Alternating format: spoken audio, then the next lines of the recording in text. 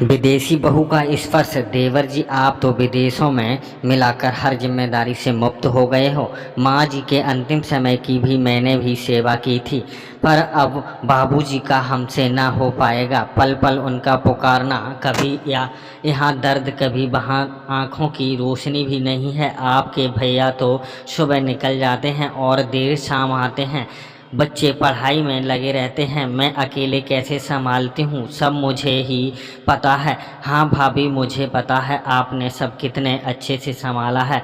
मैं बात करता हूँ आपकी देवरानी से। नहीं देवर जी, अब बात बात का समय नहीं है। आप जल्द से जल्द बाबूजी को अपने बंगले में ले जाइए। आप लोगों की भी बहुत कुछ जिम्मेदारियाँ हैं ना। या अभी अच्छा भाभी जी, आप बाबूजी का ज़रूरी सामान बांध कर तैयार रखें। मैं घर पर चेटिंग कर कर कल ही ले जाऊंगा। यहाँ सब कहाँ से आया, मुझे बेटे मरता मर जाऊंगा, पर याद रखना तेरी मैम से हाथ न लगाऊंगा। आँखों से लाचार भले ही हो गया हूँ, पर मुझे अभी भी सब दिखता है, सब समझ जाता हूँ। अरे बाबूजी, आप चिंता बिल्कुल ना करें। आपकी देखभाल के लिए मैंने जो महिला रखी है वह बोल नहीं सकती है, पर हर काम में दक्ष है। बहुत अच्छी अस्पताल में नौकरानी करती थी, परंतु कुछ व्यवस्थाओं के कारण उन्होंने अपना परिवार को त्याग दिया है और आज भी अब ऐसे ही सेवा देकर अपना जीवन यापन कर रही है। आपकी छोटी बहू कुछ दिनों के लिए ऑफिस के काम से दूसरे शहर गई है। उसके आने तक जो आपको आँखों का इलाज भी हो जाएगा, और अगर आप वापस भैया भाभी के पास जाना चाहोगे तो वह भी हो जाएगा। तो ठीक है, कब है मेरा ऑपरेशन बाबूजी? कल ही डॉक्टर से बात कर आपको बताता हूँ। ठीक है बेटा। अरे बेटा तो ऑफिस के लिए चला गया, मुझे इनका नाम भी बताकर नहीं गया, कैसे पुकारूं अब इनको? बेटी तुरंत ही एक हाथ में उनके चरण स्पर्श किए।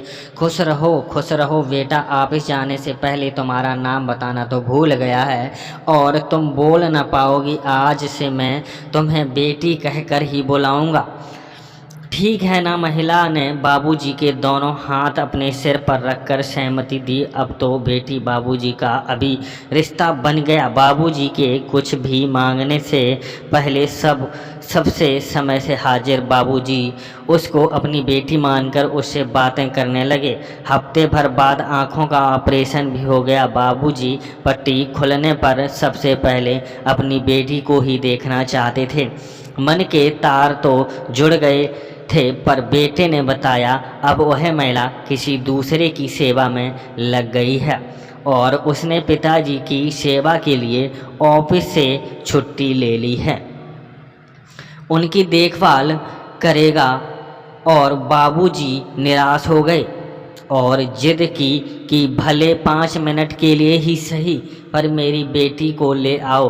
बेटे ने बहुत समझाया पर वह ना माने। बेटा बोला ठीक है, लेकर आता हूँ। वह चिंतित होकर चला जाता है।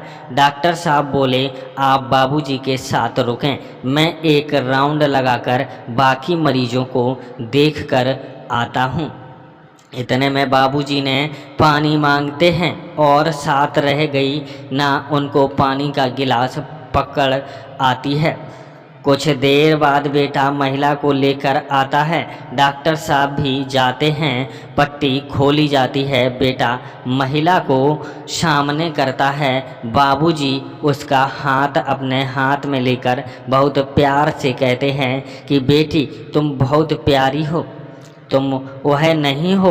बेटा हक्का बक्का रह जाता है। बाबूजी पास खड़ी नर्स को पास बुलाते हैं और उनके दोनों हाथ अपनी आँखों पर रखकर कहते हैं वह मेरी आँखों की रोशनी नहीं, मेरे नज़रिए को ठीक करने के लिए तुम्हारा शुक्रगुजार हूँ। सब कुछ भूल सकता हूँ पर तेरा ममता भरा स्पर्श नहीं भूल सकता हूँ। बाबूजी ने बेटे और विदेशी बहू को गले से लगा लिया। आपको यह कहानी कैसी लगी है यह कमेंट करके ज़रूर बताइएगा। चैनल पर नए हो तो सब्सक्राइब ज़रूर कीजिएगा, वीडियो को लाइक और शेयर कीजिएगा। धन्यवाद दोस्तों।